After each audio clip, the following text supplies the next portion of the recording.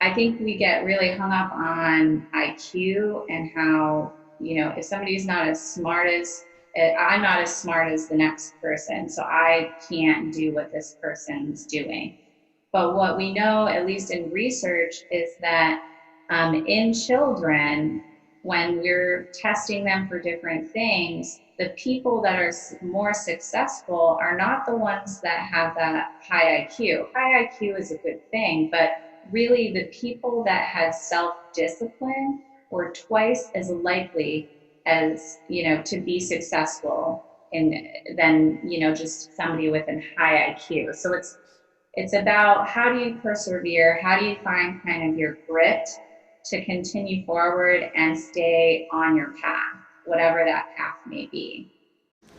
Hello everyone, welcome back to our another podcast. Today we have a very special guest with us, Dr. Maxwell. She is practicing neuropsychologist at a level 1 in a trauma hospital. She provides assessment to people after brain injuries.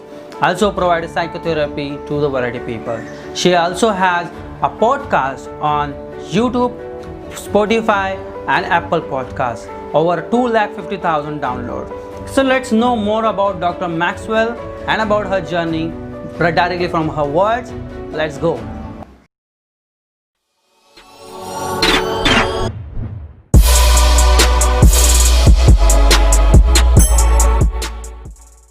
So hi Dr. Maxwell, how are you?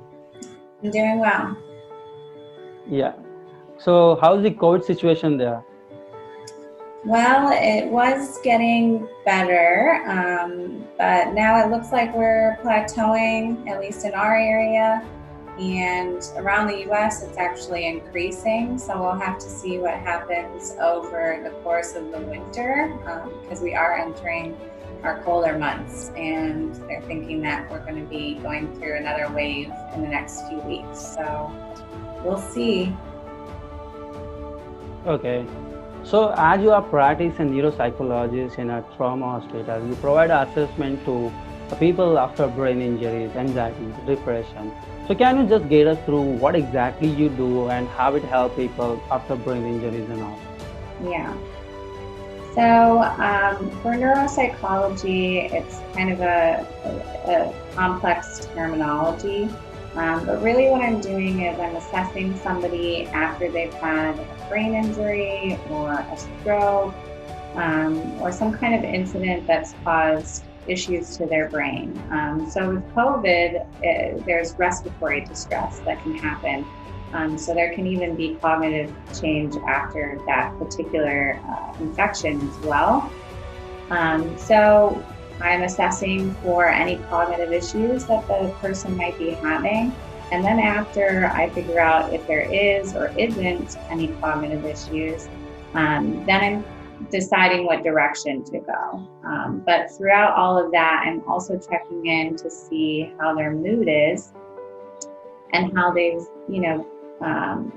really experienced the trauma from a psychological standpoint. So checking to see if they have any post-traumatic stress symptoms that may be starting very early on, and trying to provide some reassurance and normalization of that experience after they've experienced a trauma. So if they do have significant cognitive dysfunction, then it's more about talking to their family about how, we're going to try to offer them cognitive rehab and giving them hope that things could potentially get better. Because what we know about brain injury at the beginning is that even 3 months after brain injury, a person can look completely different, and everybody's brain is so unique that we really just don't have a great gauge about how somebody is going to do after they've been involved with some kind of rehabilitation program. So sometimes I do offer therapy within the hospital setting. It's very acute, it's very brief, because they're not in the acute setting hospital for very long unless they have an extremely complex trauma situation. In that case, I may offer more therapy, or if they are having significant adjustment difficulties to their trauma, then I may see them more frequently as well. Okay. So can you just, as you have touched upon the trauma psychology, so can you just elaborate what is trauma is all about? What is trauma? What? Yeah. So what is trauma? That can you elaborate on it? Yeah. Trauma can be a number of things.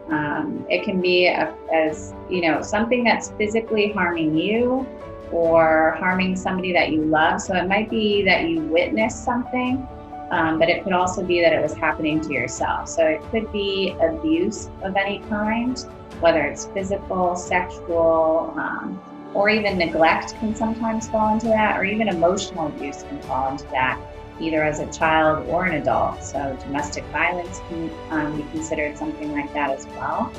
And then other traumas are motor vehicle accidents are very frequent, accidents on bikes, motorcycles, different fires that can happen, or other natural disasters like hurricanes, tornadoes, things like that.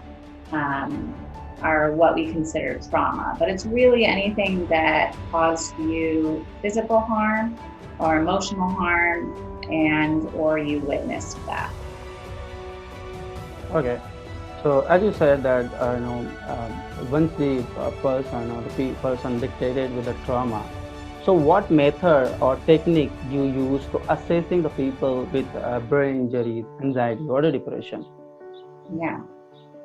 So there's a few different kinds of measures that you can use. There's mostly what we call cognitive screeners are what we use within the hospital setting. And they're very brief. They're maybe 15 minutes long, asking a person to read a list or remember a list of words, and then be able to repeat that back, and then asking them maybe 10 minutes later, hey, do you remember that list of words? Because then I'm checking their memory. It also consists of them repeating things right after me to check their attention, and then seeing if they can concentrate through a task. And other than that, it's also checking their orientation to see if they understand where they are, what happened to them. And then we also do some psychological measures to check to see if the person is starting to experience anxiety or depressed mood related to the trauma itself, or if they're starting to have nightmares or kind of re-experiencing symptoms specifically due to a trauma. Okay, that's nice. So now, as we know that you have a podcast on Apple Podcast, YouTube, and Spotify about 21 days of meditation or positive mindfulness. I would like to ask the question that what is the definition of the meditation according to you, and what are the different types of meditation are there, and how it help people? Yeah. Meditation to me specifically means, you're trying to find a way to come back to the present moment, and you're not judging your thoughts when they occur. So I think a lot of people tend to think that meditation means that you're not supposed to be thinking at all, which I don't adhere to that belief system. I think that you are thinking, and you kind of just notice when you're thinking, and you try to bring yourself back to where you are when you can. But you can also run off on those thoughts and, explore them a little bit, and then maybe come back. And there's different techniques that you can do to be able to engage in meditation or mindfulness. Some of them are more guided imagery, which means picturing like a beautiful scene or a place that you find near and dear to you, and imagining yourself there, but using kind of all of your five senses. So what do you see when you think about this place? What do you hear when you think about this place?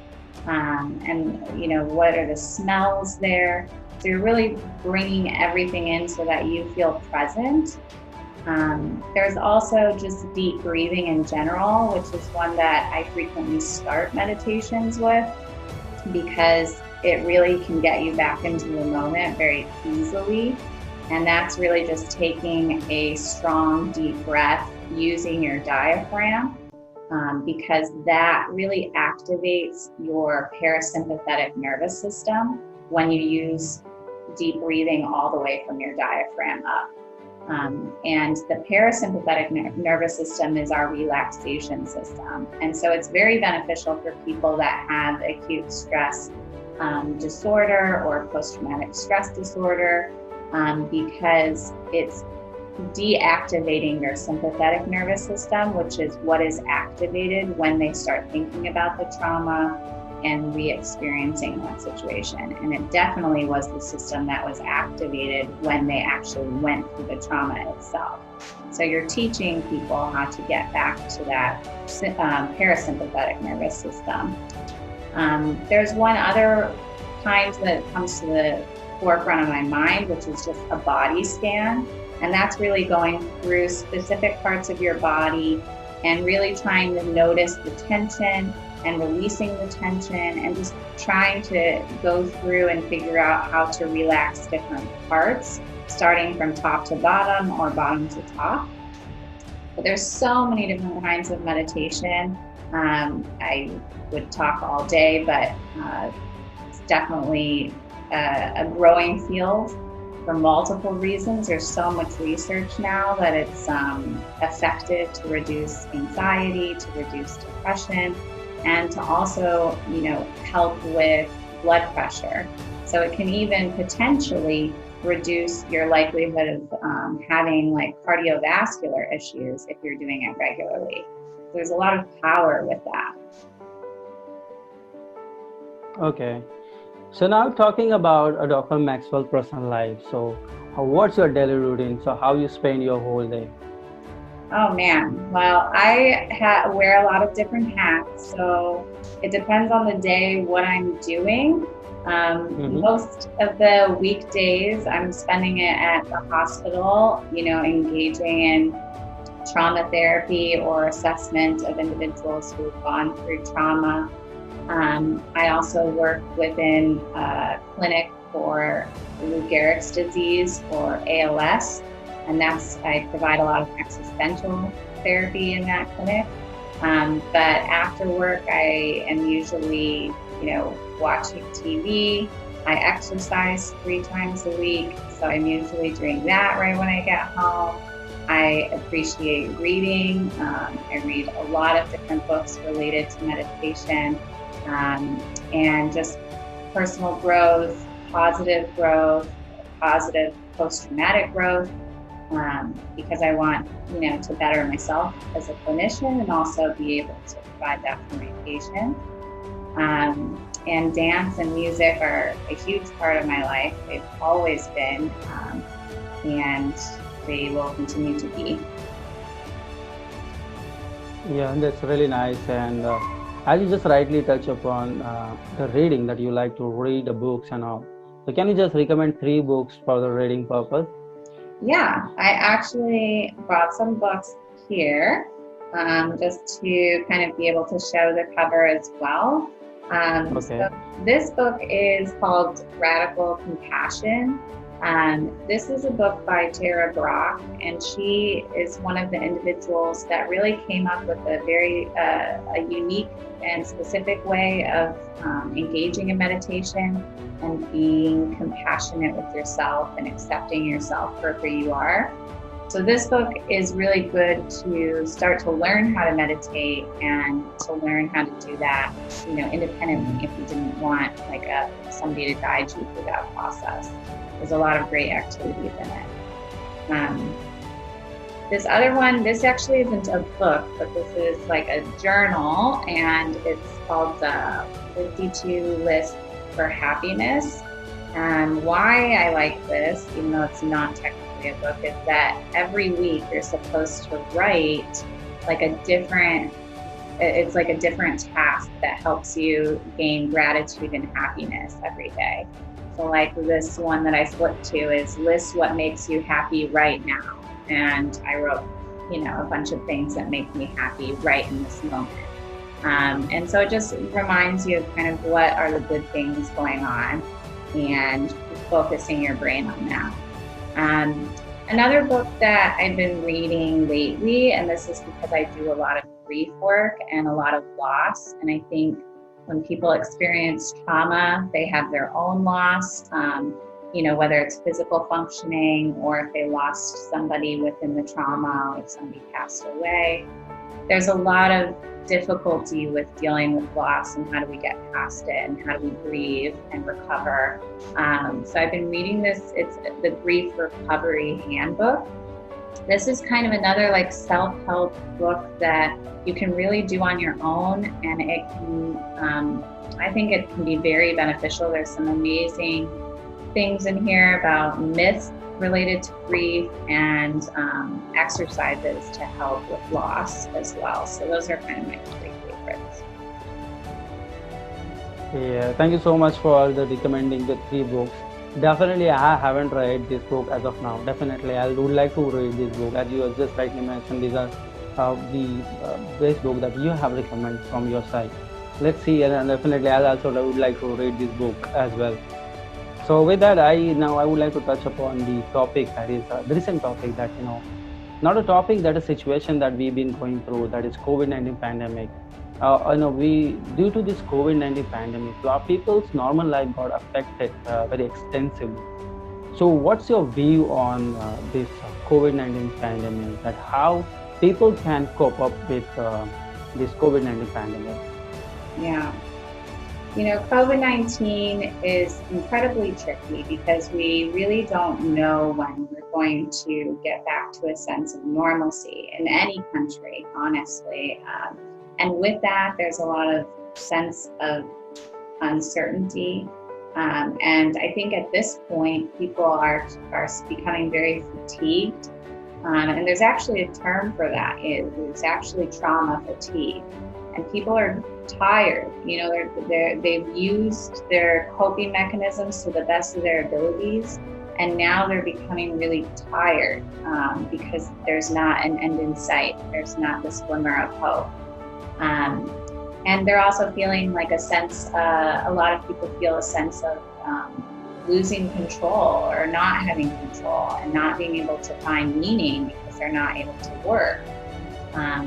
They may have loss as well because maybe somebody they loved passed away from this disease process while this has been going on. So I think the most important things to remember and to think about are some effective tools that we know are good for our well-being.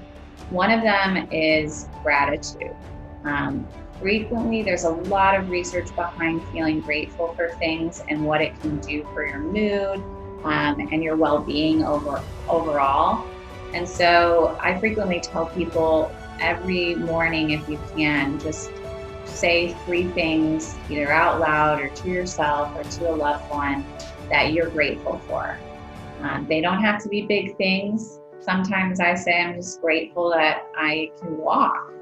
Because I think we do forget the small things that we should be grateful, that even work on our own body, or that we have food, or any of those things. So that's one of the biggest things that I think people need to hold on to, is how can you still be grateful even in these moments that are of deep despair? And also, if possible, how can you be philanthropic? And why that's important is there's a lot of research that if somebody decides to do something fun, and then the next day they decide to do something philanthropic, the individuals that do things that are philanthropic, like giving something to someone, making something for somebody else, cleaning up, their neighborhood or whatever it is, that those people tend to have higher quality of life and higher well-being and less depression and anxiety. And I think that there's a reason, because that provides more meaning and purpose than just doing something fun. So I would encourage people to think about how can they do something for someone else so that they feel more sense of meaning and purpose in their life as we continue on, this journey that we don't know when it's ending. And also just remember that there is hope, and there are many people working on solutions. for this disease process, and there will come a time where we go back to normal, and always holding on to that hope and that light that will come at the end of the tunnel. Okay, yeah, there you are very nicely said that it will definitely help the people to cope up with this recent situation, COVID-19 pandemic. And on this, I just wanted to ask that up to what extent that meditation can help people to cope up with this depression, frustration, anxiety, and stress. Meditation is, like I said, extremely powerful, because what it's really doing is allowing you to play. For one, if you're doing, a guided imagery, it's allowing you to play in your mind and be playful, and be present with yourself, and to use your imagination and stay grounded in the moment. So the reason why we think it's so powerful for anxiety is because it's not letting your thoughts float away to the what ifs, or what's coming next, or the things I need to worry about. It's reminding you how great this moment is and how safe you are in this moment, and appreciating that and finding appreciation with that. I think it's so good for depression because, again, it's pulling you out of the coulda, woulda, shouldas, and it's bringing you back to the moment. And I think it just overall provides you with hope that things, could get better. Yeah. So with that, I definitely, as you mentioned, can you just recommend 3 steps for the youngsters who want to make their career in any of the field, but failing with the steps that they don't know? What are the 3 steps that you would like to recommend to the youngsters who want to do something in their life? I think for children specifically, it's developing these skills early, learning how to do meditation, either with their parents or with their friends, or even independently. There's so many YouTube videos and podcasts now. It's so easily accessible, and there's so many different kinds to try that I think that is really the key, is just exploring, as a child, how to engage in that activity and use kind of the imagination network, which is a specific network within the brain that is associated with higher rates of success and creativity later on in life. And I do think that network comes online when people are engaged in meditation. So if they can do that early on in life and continue that practice, they're likely going to have a better outcome. Another thing is really, I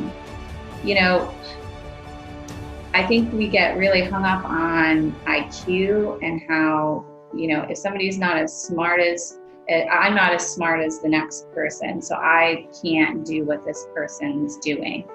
But what we know, at least in research, is that in children, when we're testing them for different things, the people that are more successful are not the ones that have that high IQ. High IQ is a good thing, but really the people that had self-discipline were twice as likely as, to be successful than just somebody with a high IQ. So it's about, how do you persevere? How do you find kind of your grit to continue forward and stay on your path, whatever that path may be. And then I think third is really looking at failure in a different way. I read a quote the other day about this individual who was saying that their parents always asked them every day, what was a failure that you had today? And they would talk about that, and then they would talk to the family about, I'm just glad that you tried. And it was reframing our concept of like failure and making it less negative and making it more about every time that you try, that is the success. It's not whether or not it goes right or wrong. It's about continuing despite failure. Okay, that you wonderfully, you shared a very three steps that which can help the children and the youngsters for, success and achieving success in their life. With that, thank you so much, Dr. Maxwell, for sharing your valuable thoughts with us. And thank you so much for being with us on our show. With that, definitely you can follow Dr. Maxwell on the Instagram. You can follow her on the Spotify, Apple Podcast, and also you can subscribe her on the YouTube channel. So all the links will be provided in the description. You can please go and subscribe to her channel as well. And with that, thank you so much. If you love the video, please like, share, and subscribe to channel. And don't forget to hit the bell icon to get more videos like this. With that, thank you so much. You're welcome.